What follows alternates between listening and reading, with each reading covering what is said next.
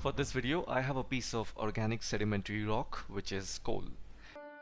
Of all the energy sources currently in use on planet Earth, none have such a long history or deep controversy. I think sometimes we lack that in our country.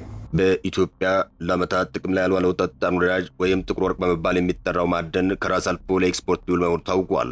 ይሄው ጉዳይ የተገለጸው ከሰሞኑ ነው። በርካታ ሀገራት የሚፈልጉትና የሚወዛገቡበት የማዕድን አይነት ነው። በአሜሪካ እስከ ቻይና ከዚያም እስከ አውሮፓ ድረስ በዚሁ ማዕድን ዙሪያ መወዛገባቸው እንደቀጠሉ ናቸው።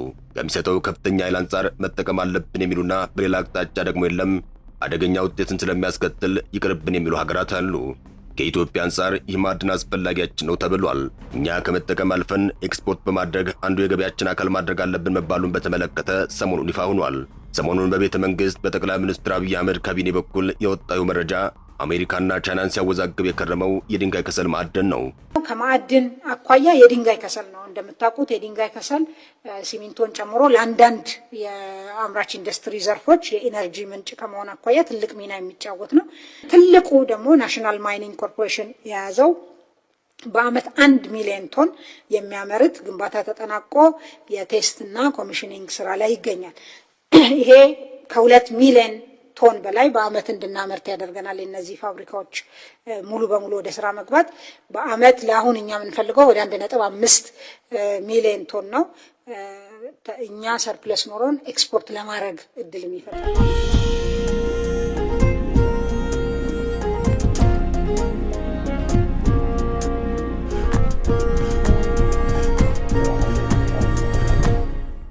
ይህን የድንጋይ ከሰል አንዳንዶች ጥቁር ወርቅ ሲሉት፣ ሌሎች ደግሞ ጠጣር ነዳጅ በማለት ይጠሩታል።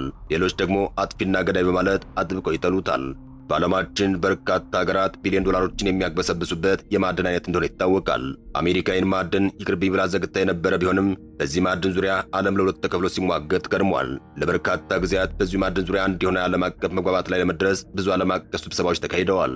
ሆኖም የድንጋይ ከሰል ወዳጆችና ጠላቶች አንድም ጊዜ ተግባብተው ወደ አንድ ወጥ የመግባቢያ ድምዳሜ የደረሱበት ሁኔታ አልታየም።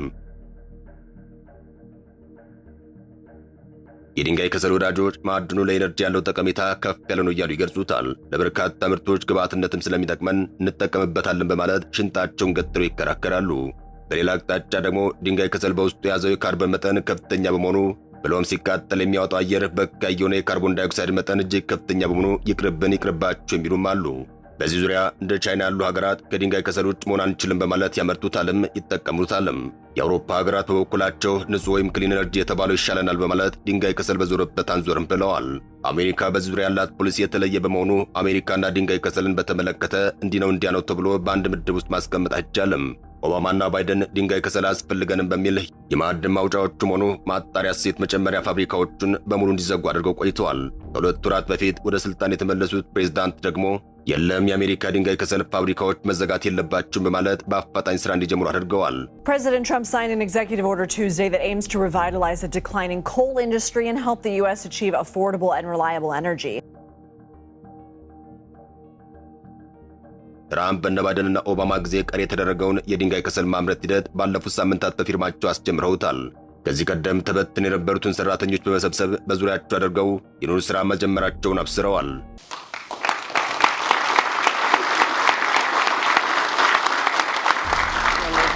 ትራምፕ ለድንጋይ ከሰል ያላቸው ፍቅር ለየት ያለ ሆኖ ይታያል። ቀደም ብሎ በመላው አሜሪካ የሚገኙ የከሰል ማዕድን ማውጫዎችና ፋብሪካዎች ሲዘጉ ክፉኛ ተናደው እንደነበር አይዘነጋም። አሁን ደግሞ ወደ ስልጣን ሲመለሱ የመጀመሪያው ስራቸው ያደረጉት ፋብሪካዎቹ ወደ ስራ እንዲመለሱ በማድረግ ቁጭታቸው መወጣት ነው። በዚህ የቀድሞዎቹን ድንጋይ ከሰል ፋብሪካ ሰራተኞች በዙሪያቸው አድርገው ንግግር ያደረጉት ትራምፕ ድንጋይ ከሰልን ስትጠሩ ከጥቅሙ አንጻር ዝም ብላችሁ አቃላችሁ አትጥሩ፣ አቆላምጣችሁ ጥሩ ሲሉ ተደምጠዋል። ትራምፕ የድንጋይ ከሰል ፋብሪካዎችን ወደ ስራ በሚያስገባው ፊርማቸው ላይ ዘለግ ያለ ንግግር አድርገዋል። ከንግግሮቻቸው መካከልም ለእኔ ዛሬ እጅግ አስፈላጊ ቀን ነው ሲሉ ተደምጠዋል። ቀኑን ለየት የሚያደርገው ይህን ኃይል በማመንጨት ረገድ ከፍተኛ አቅም ያለው ኢንዱስትሪ ወደ ነበረበት የመመለስ ስራ ላይ ስለሆነ ነው ሲሉ ተደምጠዋል። ቻይና በሳምንት 2 የድንጋይ ከሰል ማምረቻዎችን ወደ ስራ ታስገባለች። ጀርመኖች ደግሞ አረንጓዴ ንጹህ ኤነርጂ ይሻለናል ብለው ከነፋስ እስከ ሌሎች የኃይል አማራጮችን ሁሉ ጥረቶችን አድርገው ነበር። ሆኖም ሁሉም የሚያዋጣ ሆኖ አልተገኘም። አሁን ደግሞ ቀሪ አድርገነዋል ብለው ወደ ነበረው ወደ ድንጋይ ከሰል እየተመለሱ ይገኛል። እኔ ድንጋይ ከሰልን የምጠራው ቆንጅየው የድንጋይ ከሰል በማለት ነው። እኔ ለህዝብ የምለው ድንጋይ ከሰል ስትጠሩ ንጹህና ቆንጆ ብላችሁ ከፊት ለፊቱ እነዚህኑ ቃላት በመጠቀም ማንቆልጳበስ አለባችሁ ማለት ነው። ቆንጆና ንጹህ የሚሉት ቃላት ወሳኝ ናቸው። ጆ ባይደን በድንጋይ ከሰል ላይ ከፍቶት የነበረውን ፋብሪካዎች መዝጋት ሥራ እንዲያበቃ አድርገናል። ይህን ያደረገው ባይደን ብቻ ሳይሆን ኦባማና ሌሎች ፕሬዝዳንቶች ጭምር ናቸው። ሆኖም ዛሬ ደግሞ ከቀደሙት አመራሮች የተለየውን መንገድ እንከተላለን ሲሉ ነበር ትራምፕ የተናገሩት። ድንጋይ ከሰል የሚሰጠው ከፍተኛ የኤነርጂ ጥቅም አንጻር በዚያው መጠን የሚያደርሰውን ጉዳት እጅግ ከፍተኛ ነው በሚል ጥያቄ የሚነሳበት ኢነርጂ በመስጠት ሂደት ውስጥ በሚኖረው መቃጠል ከፍተኛውን የአየር ብክለት ስለሚያስከትል ነው። የድንጋይ ከሰል ለከፍተኛ የካርቦን ዳይኦክሳይድ ምርት ምንጭ ስለሚሆን በዚያው መጠን የዓለም የሙቀት መጠን በመጨመር ወይም ግሎባል ዋርሚንግ የሚያስከትለውን አሉታዊ ውጤት ከፍተኛ ነው በሚል ጭቅጭቅ የሚያነሱ አሉ። የዓለማችን የአየር ንብረት ተሟጋቾች የድንጋይ ከሰል አይናችን አያሳይም በማለት ማዕድኑ ፈጽሞ በሥራ ላይ እንዳይውል አጥብቀው ይሞግታሉ። ውሱን የድንጋይ ከሰል የሚሰጠው የኤነርጂ መጠን እጅግ ከፍተኛ በመሆኑ መንግስታትና ኩባንያዎች ደግሞ ይህንን ምርት ለኤነርጂ ግብዓት ለመጠቀም ያላቸው ፍላጎት ደግሞ እጅግ ከፍተኛ እንደሆነ ይታወቃል። ማስታረቅ የሚቻለው እነዚህን ሁለት አካላት ነው። ድንጋይ ከሰል በአጠቃላይ ከኤነርጂ ስርዓት ውስጥ ፈጽሞ መወገድ አለበት የሚሉና ከድንጋይ ከሰል የምናገኝ የኤነርጂ ምርት እጅግ ከፍተኛ በመሆኑ በዚህ ጉዳይ አትምጡብን የሚሉ ሁለት አካላት በብዙ ዓለም አቀፍ መድረኮች ተሟግተዋል። በዚህ ረገድ የአውሮፓ መንግስታት የድንጋይ ከሰልን በኤነርጂ ምንጭነት መጠቀም በተመለከተ እየቀነሱ ሲመጡ፣ በአንጻሩ ቻይናም ሲደረግ በማለት ከዋና ዋና የኤነርጂ ምንጮቿ መካከል ድንጋይ ከሰልን አንዱ አድርጋ መጠቀሟን ቀጥላለች። አሜሪካ ድንጋይ ከሰልን በአማራጭ ኤነርጂ ምንጭነት መጠቀም በተመለከተ እንደየአስተዳደሩ የተለያየ አቋም ያላት ሆኖ ይታያል። ሪፐብሊካንስ ፕሬዝዳንቶች ስልጣን ሲይዙ በአብዛኛው ከዓለም አየር ንብረት ብክለት ጋር በተያያዘ ያላቸው አቋም ያለ ሆኖ ይታያል። በዲሞክራቶች በኩል ደግሞ ጠበቅ ያለ አቋም ይስተዋላል። ከሪፐብሊካን ፕሬዝዳንቶች ደግሞ ትራምፕ ይለያሉ። የአየር ብክለትን በመከላከል በሚል መጠቀም የሚገቡንን የተፈጥሮ ሀብቶች ከመጠቀም መታቀም የለብንም የሚል የጸና አቋም ያላቸው ሰው ናቸው። በዚህ ረገድ ትራምፕ ከቻይና ጋር ተመሳሳይ አቋም ያላቸው ነው ይታያል። ቻይናና ትራምፕ አይስማሙም። ትራምፕ ቻይና የአሜሪካን ኢኮኖሚ ያላግባብ እየተጠቀመች ነው፣ ለዚህ ነው አሁን ያለችበት ደረጃ የደረሰችው ሲሉ ይሞግታሉ። እና ምን አይነቱን አካሄድ መስተካከል አለበት በሚለው አካሄዳቸው በሁለቱ ሀገራት መካከል አሁን የተፈጠረ የንግድ ጦርነት ሊፈጠር ችሏል። ሆኖም ዓለም አቀፍ የአየር ብክለት በሚል መጠቀም የሚገባን የተፈጥሮ ሀብት ከመጠቀም መታቀም የለብንም በሚለው ዙሪያ ግን ትራምፕም ቻይናም ያላቸው አቋም አንድና ተመሳሳይ ነው። ትራምፕ ስልጣን እንደያዙ በባይደን ዘመን ቆሞ የነበሩ የአሜሪካ የድንጋይ ከሰል ማምረቻዎችን ወደ ሥራ እንዲገቡ አፋጣኝ ፕሬዝዳንታዊ ትዕዛዝ ሰጥተዋል። ትራምፕ አሜሪካ ጥቁር ወርቅ የሚባለውን የድንጋይ ከሰል ማዕድን ለኤነርጂ ማመንጫነት መጠቀም እንድታቆም በመደረጓ በቻይና ብልጫ እንደተወሰደባት አድርገው ያስባሉ። የድንጋይ ከሰል አንዱ ጠቀሜታው በሚፈጠር የመቃጠል ሂደት የኤሌክትሪክ ኃይልን እንዲያመነጭ ማድረግ የሚቻል መሆኑ ነው። ከነዳጅ እስከ ኒኩለር ድረስ ዓለምን እያራወጠ ያለው ኢነርጂ ነው። ዓለም ያለ ኃይል አቅርቦት ወይንም ኢነርጂ አትንቀሳቀስም። ነዳጅ፣ ሃይድሮኤሌክትሪክ፣ ኒኩለር፣ ነፋስ፣ የፀሐይ ኃይል፣ የድንጋይ ከሰል እነዚህ ሁሉ የኃይል ምንጮች ወይም የኢነርጂ ሶርሶች ናቸው። ያለ ኃይል አቅርቦት ምርትና እድገት የሚታሰብ አይደለም። እናም ኢነርጂ ማን ጋር አለ? የኢነርጂ ምንጮቹን ሀብቶች የት ናቸው? አንድ ሀገር ምን ያክል ኢነርጂ ይጠቀማል ወይም ይሸጣል የሚለው ነጥብ የዚያን ሀገር እድገት የሚያመላክት ተደርጎ ይወሰዳል። አንድ ሀገር ባደገ ቁጥር ኢነርጂ የመጠቀም ፍላጎቱም አቅሙም እያደገ ይሄዳል። ድንጋይ ከሰል ለኤሌክትሪክ ማመንጫነት ያገለግላል። ከዚያ ባለፈ በቀጥታ ለተለያዩ ኢንዱስትሪዎች የኃይል ምንጭነት ሆኖ ያገለግላል።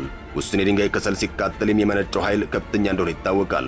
በዓለማችን ዋና የድንጋይ ከሰል አምራች ሀገራት የሚባሉት 5 ናቸው። አሜሪካ፣ ቻይና፣ ህንድ፣ አውስትራሊያና ኢንዶኔዥያ የድንጋይ ከሰልን በማምረት ይታወቃሉ። ከሁሉም የድንጋይ ከሰል አምራች ሀገራት መካከል ቻይና ቀዳሚውን ደረጃ እንደምትይዝ መረጃዎች ያመላክታሉ። ቻይና አሁን ባለው ሁኔታ በዓመት 4.1 ቢሊዮን ቶን የድንጋይ ከሰል በዓመት ታመርታለች። እንደ 5ቱ ዋና የዓለማችን የከሰል አምራች ሀገራት ባይሆንም ሩሲያ፣ ኮሎምቢያና ካናዳም የድንጋይ ከሰልን ያመርታሉ። በአፍሪካ በድንጋይ ከሰል አምራችነቷ የምትታወቀው ሀገር አንዲት ናት። እሷም ደቡብ አፍሪካ ናት። የድንጋይ ከሰልን ከሚያመርቱ ሀገራት መካከል ብዙዎቹ ራሳቸውን ይጠቀማሉ። በተጨማሪም ለኤክስፖርት ገቢ ምንጭም ጭምር ይጠቀሙበታል። አሁን ደግሞ በአፍሪካ ደረጃ ኢትዮጵያ ከደቡብ አፍሪካ ቀጥሎ እኔም በዘርፉ አለሁበት እያለች ትገኛለች። የፕላንና ልማት ሚኒስትሯ የዶክተር ፍጹም አስፋው ሰሞኑ ሪፖርትም ይህንን የሚያመላክቱ ነው ይታያል። ከማዕድን አኳያ የድንጋይ ከሰል ነው እንደምታውቁት። የድንጋይ ከሰል ሲሚንቶን ጨምሮ ለአንዳንድ የአምራች ኢንዱስትሪ ዘርፎች የኢነርጂ ምንጭ ከመሆን አኳያ ትልቅ ሚና የሚጫወት ነው። ትልቁ ደግሞ ናሽናል ማይኒንግ ኮርፖሬሽን የያዘው በአመት 1 ሚሊዮን ቶን የሚያመርት ግንባታ ተጠናቆ የቴስትና ኮሚሽኒንግ ስራ ላይ ይገኛል። ይሄ ከ2 ሚሊዮን ቶን በላይ በአመት እንድናመርት ያደርገናል። እነዚህ ፋብሪካዎች ሙሉ በሙሉ ወደ ስራ መግባት በአመት ለአሁን እኛ የምንፈልገው ወደ 1.5 ሚሊዮን ቶን ነው። እኛ ሰርፕለስ ኖሮን ኤክስፖርት ለማድረግ እድል የሚፈጥር ነው ማለት ነው። አሜሪካ የድንጋይ ከሰል አምራችና ተጠቃሚ እንዲሁም ምርቱን ላኪ ሀገር ጭምርም ናት። ብሔራዊ የማዕድን ኮርፖሬሽን፣ አፍሪካ ማዕድን ኮርፖሬሽን፣ ሰን ማይኒንግ ኤንድ ትሬዲንግ ኩባንያ መንግስት በእያንዳንዱ ኩባንያ ውስጥ የ5 በመቶ ድርሻ አለው። ኢትዮጵያ የድንጋይ ከሰልን ከውጭ ገዝታ ለማስገባት በየዓመቱ እስከ 300 ሚሊዮን ዶላር የሚደርስ የውጭ ምንዛሪ ስታወጣ እንደቆየች መረጃዎች ያመላክታሉ። ምርቱ ከውጭ ተገዝቶ ሀገር ውስጥ የሚገባው በዋነኝነት የሲሚንቶ ምርት ዋጋ ግብዓት በመሆን ነው። ድንጋይ ከሰል ከዋና የሲሚንቶ ምርት ግብዓትነቱ በተጨማሪ ለብረት፣ ለወረቀት፣ ለሴራሚክ፣ ለጂፕሰምና ሌሎች የፋብሪካ ግብዓቶች ጭምር ያገለግላል። የከሰል ማዕድን በኢትዮጵያ በርካታ አካባቢዎች የሚገኝ መሆኑን መረጃዎች ያመላክታሉ። በኦሮሚያ፣ በአማራ፣ በደቡብ ምዕራብ ኢትዮጵያና በሌሎች አካባቢዎች በስፋት የሚገኝ መሆኑን መረጃዎች ይጠቁማሉ። በኦሮሚያ ክልል የኢሉባቡር ዞን፣ በደቡብ ምዕራብ ኢትዮጵያ ክልል ዳውሮ ዞን ጣርቻ ዙሪያ፣ እንደዚሁም በኮንታ አካባቢ፣ በአማራ ክልል በሰሜን ጎንደር ጭልጋ አካባቢ፣ በሰሜን ወሎ ጫሌ፣ በሰሜን ሸዋ አንዳንድ አካባቢዎች መኖሩ ተረጋግጧል። ምርቱን ወደ ሥራ በማስገባት ረገድ በኦሮሚያና በደቡብ ምዕራብ ኢትዮጵያ ውስጥ እንቅስቃሴዎች መኖራቸው ተጠቁሟል። በኦሮሚያ ክልል የኢሉባቡር የቀድሞ ብረታ ብረትና ኢንጂነሪንግ ኮርፖሬሽን ወይንም የቴክ ሥራዎችን ጀምሮ የነበረ ቢሆንም አልቀጠለበትም። ድንጋይ ከሰል ማውጣት ብቻ ሳይሆን በማጠብና ሌሎች ማበልጸጊያ ዘዴዎች የጥራት ደረጃው ከፍ የሚደረግበት ሁኔታ እንዳለም መረጃዎች ያመላክታሉ። For this video, I have a piece of organic sedimentary rock, which is coal. Of all the energy sources currently in use on planet Earth, none have such a long history or deep controversy. I think sometimes we lack that in our country. ኛው ከማዕድን አኳያ የድንጋይ ከሰል ነው። እንደምታውቁት የድንጋይ ከሰል ሲሚንቶን ጨምሮ ለአንዳንድ የአምራች ኢንዱስትሪ ዘርፎች የኢነርጂ ምንጭ ከመሆን አኳያ ትልቅ ሚና የሚጫወት ነው። ትልቁ ደግሞ ናሽናል ማይኒንግ ኮርፖሬሽን የያዘው በአመት 1 ሚሊዮን ቶን የሚያመርት ግንባታ ተጠናቆ የቴስትና ኮሚሽኒንግ ስራ ላይ ይገኛል።